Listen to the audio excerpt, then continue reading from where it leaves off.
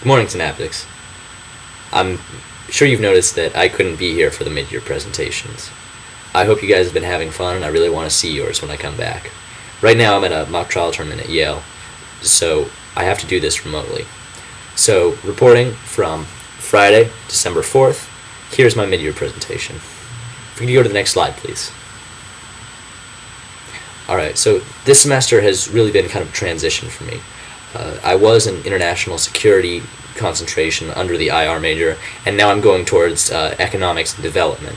I thought that I could do more good within that field, and that it would be more interesting to me. So the projects that I'm interested within economic development are improving development aid efficiency, or finding out what works and what doesn't. I'm sure that's the main focus of international development, and more specifically, looking at how development impacts nation strategy in their own national interest. I mean, donor states don't do everything out of the goodness of their own hearts, and there are some significant self-interested things in giving to countries and in engaging in less developed countries.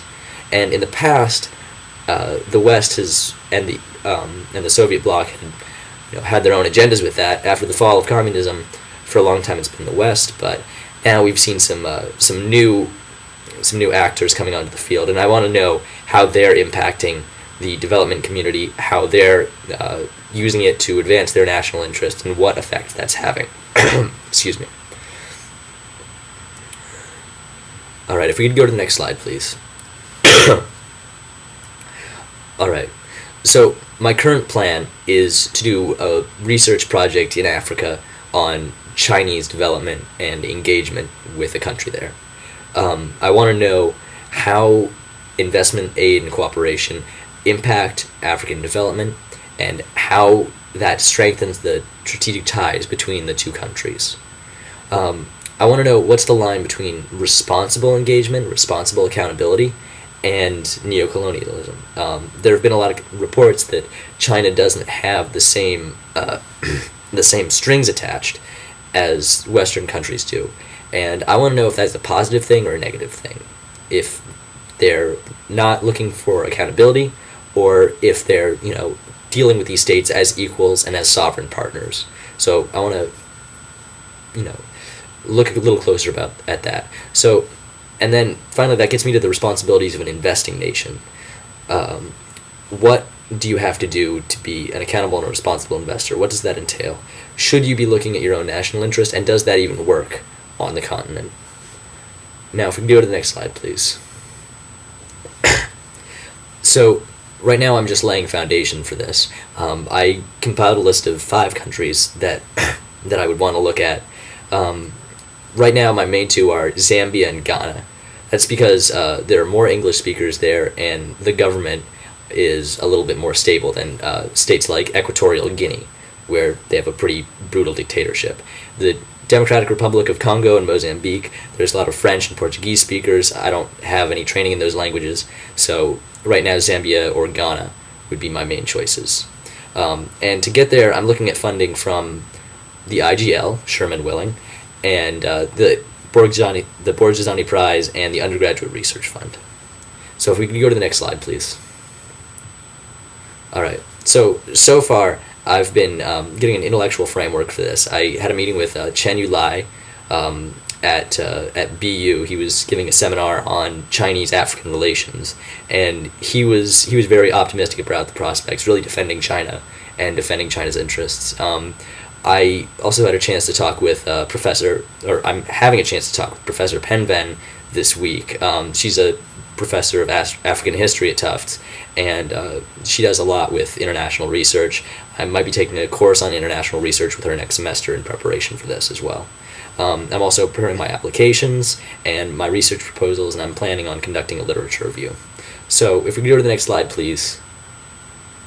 I've made a timeline for all of this and some benchmarks for how I can gauge my progress. So December 8th, I'm meeting with Professor Penven.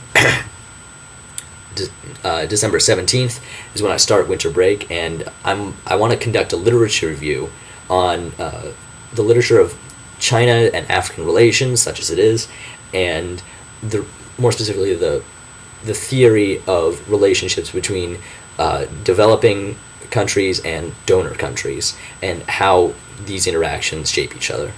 When I come back from winter break on January 22nd, I'm hoping to have a completed IGL proposal and a completed Borgesani application. On the 23rd, I begin classes.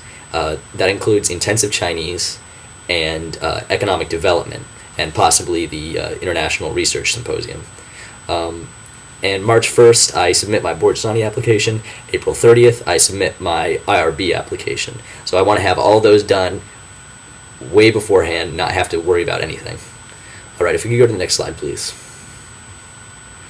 Okay, so if this project doesn't go through, if it turns out that sources really aren't accessible, people really don't want to talk about this, or research is just going to be impossible on this subject, I've got a couple things on the back burner that I can advance to the front.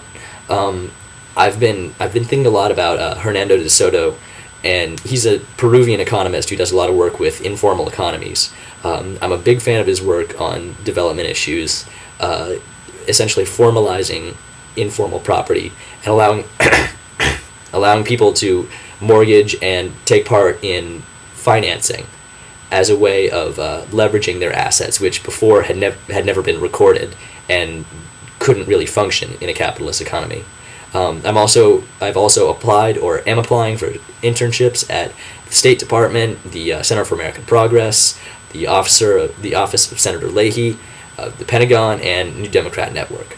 And depending on which of those come through, and if anything else falls through, I would be looking at those and trying to create something on either progressive politics in America, the changing way the Obama administration has worked with foreign policy, or something on that line. And I'm also trying to find ways to extend this China and Africa project, if it goes through, if I do a study abroad in Hong Kong in 2011. Hong Kong's a big financial center and center for a lot of Chinese businesses, and so I was hoping that maybe I could see the end results of this Chinese investment in Africa, and then come back and see it at the source, maybe in Hong Kong, and continue that. All right, if we could go to the next slide, please.